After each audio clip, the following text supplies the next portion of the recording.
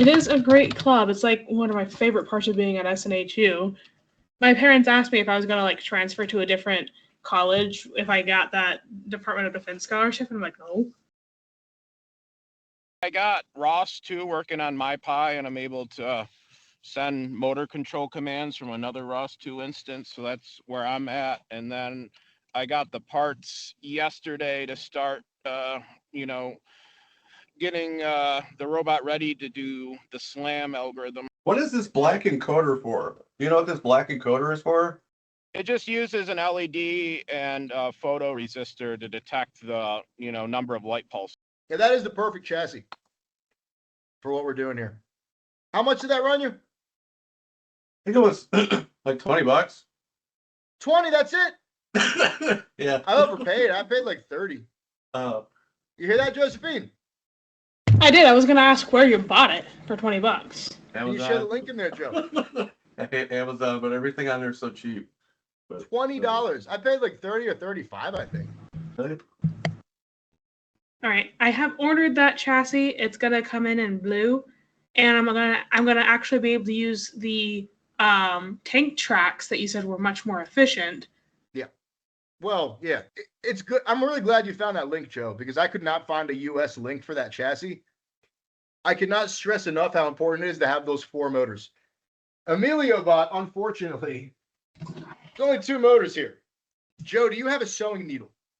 I have something. It gave me this little tiny thing. Yeah, that's it. Okay, so if you have that, I'm gonna try to see. I know that I have somewhere around here an example. Let me see if I can find it. So you're gonna push. If you look at your tracks, on either side, there's gonna be some little dots. On one side, the dot is gonna be more pronounced. Oh. So on the side where the dot is more pronounced, shove that thing that you just showed me in there, and it will come out. I think if that is the same chassis that I bought, it's going to be 3 links. You don't want it to be too tight, though, because then your motors are going to be fighting friction. So make it not too loose, but just loose enough that it's not tight. And then you're going to get some great movement out of that. And I'll tell you what, our next upgrade is going to be switching to these motor drivers. And when you do, you're going to see like 150% of the power that you have with the L298N. I'm glad we're starting with L298N though, because you don't have to solder it. It's ready to go. So it's a good starter tool. But once we can solder and once we know a little more, grab one of these things, you're going to have a lot more power. Yeah, if you need, I was going to say, right, you're probably familiar with this, like voltage, dictates how much velocity, the top speed you're going to get out of the motor, the current, that it draws corresponds to the torque, right? So, the motor, you can also do it mechanically, get more torque that way. But just, with a DC motor by itself, in and of itself, right? If you can give it the max current that it can take without burning out, you're going to get the most torque possible. Totally. Without having to resort to mechanical. But yeah, fascinating stuff. Gear reduction, I highly recommend anyone who's interested in learning about mechanical engineering, start with gear reduction because it's just such a fascinating thing that just by switching around a little bit of components, you can trade speed for strength. I kind of wonder what it would take to build my own motor. That's a project I want to do just cause. It would take electromagnets, timers. What else would it take, Eric? You probably know more about this than I do. Just on the electronic side, right? So depending on whether you want to have like a fixed stator or a rotating stator, right? You just need, wound coils that can selectively energize. Yeah, you just need to, make the coils, make the bushings, arrange them concentrically, and then be able to drive them, drive the magnets or the coils correctly to get your, to get your motor to run, right? There's a certain firing order to them because. You have to keep the constant momentum, right? So you have to. What it basically is you're having the rotor. So the rotor is the rotating aspect of the motor. The stator is the part that stays fixed. So around either the stator or the rotor or both, You're going to have electromagnets or electromagnets and permanent magnets. And the electromagnets are going to be turning on when they're in exactly the right place that their electric field will repel or attract against or toward the permanent magnets. That sounds like a mouthful, but once you wrap your head around it, it's really not that complicated. So you're just creating, I would advise anyone to look into this, to learn more about this, because this is a fascinating field, and it's pretty much how our entire world works. It's powered by these motor, yeah. It's pretty much powered by these motor characteristics that we're talking about here.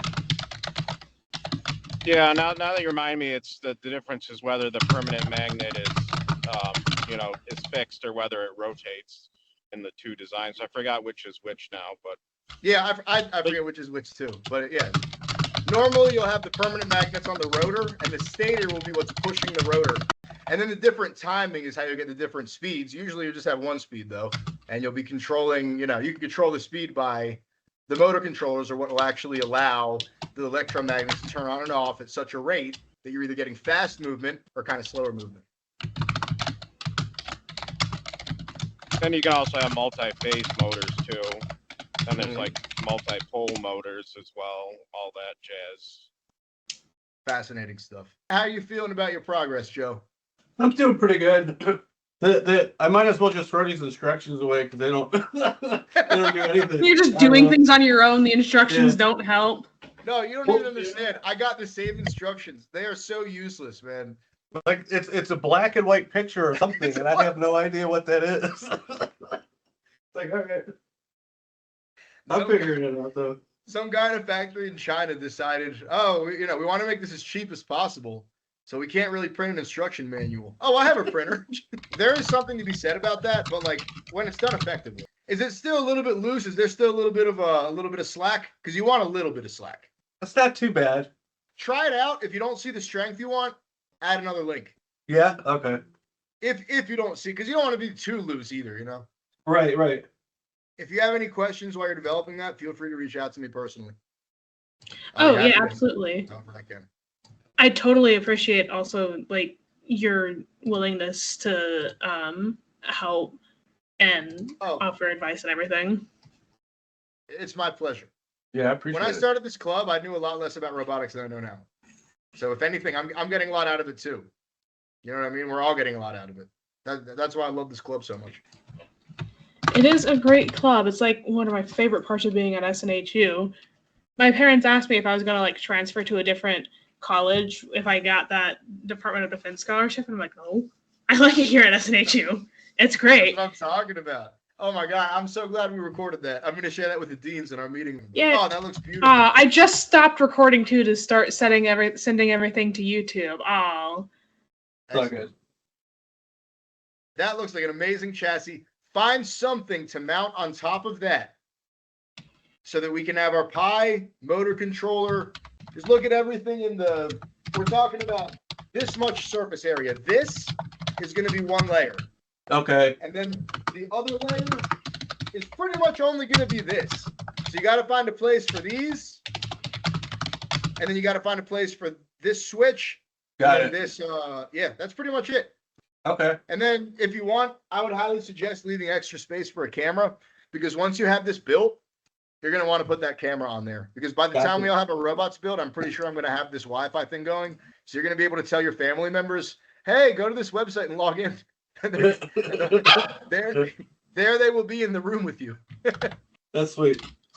Yeah, man. I had an idea to use the robots in the camera setting to do hide and seek. We're definitely going to do that. I already have three. I'm going to have 2 robots built. 2 more chassis are coming in the next few days. I have motor controllers. I have probably like 25 of them by now, of the good ones. And yeah, I'm going to build a bunch of robots.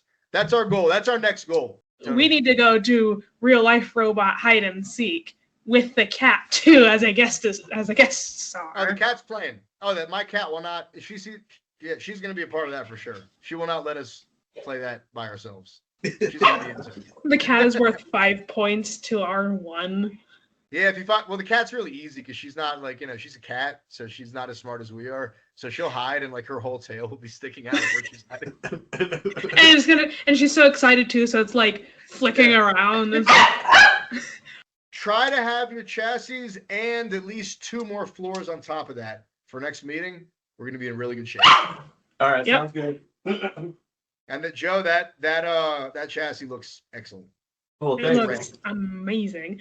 My parents asked me if I was gonna like transfer to a different college if I got that Department of Defense scholarship, and I'm like, no, I like it here at SNHU. It's That's great. what I'm talking about.